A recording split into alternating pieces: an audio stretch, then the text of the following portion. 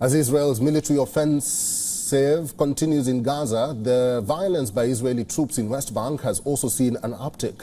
In the latest, at least 5 Palestinians have been killed during Israeli military raid in West Bank city of Tulkarem, with one said to be injured. Reports suggest the Israeli raid in West Bank city was carried out in the Nur Shams refugee camp. The Israeli military went into the camp late on Thursday night in an hours-long operation that stretched into Friday. Local sources and eyewitnesses reported clashes between the Israeli army and the Palestinian gunmen, along with the sound of explosions caused by explosive devices. While early in the day, bulldozers were seen moving on roads and causing damages to the road surfaces and pavements. According to reports, ambulances were still barred from reaching the raid scenes to provide medical assistance to those in need.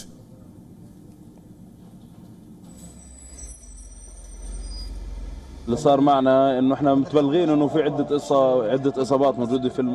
happened is that we were informed that there are several casualties in the camp during the raid, but the Israeli army prevented us from entering. But we took the risk and headed there to evacuate a colleague of ours who was injured in the leg and has an open fracture. We tried to approach it, but they prevented us and searched the ambulances and asked us to return.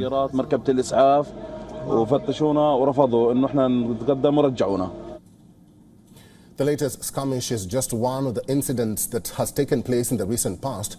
The West Bank, which Israel has occupied since 1967, has seen a surge in violence in the past year, particularly since Israel's war on Gaza erupted in October last year.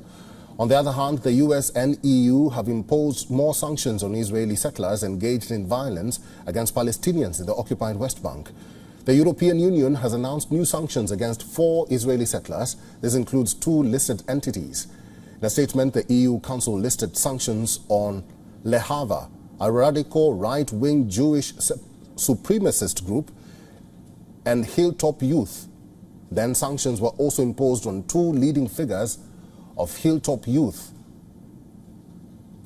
Separately, Israel's long-term ally, the US, has said it was adding Ben Zion Gopstein, the founder and leader of Lehava, to its own blacklist. Washington has also imposed sanctions on 2 groups involved in raising tens of thousands of dollars for settlers, Yinon Levi and David Chai Chasdai, who were targeted in its earlier sanctions. And previously, the US has sanctioned 5 settlers and 2 unauthorized outposts in the West Bank in 2 rounds of sanctions.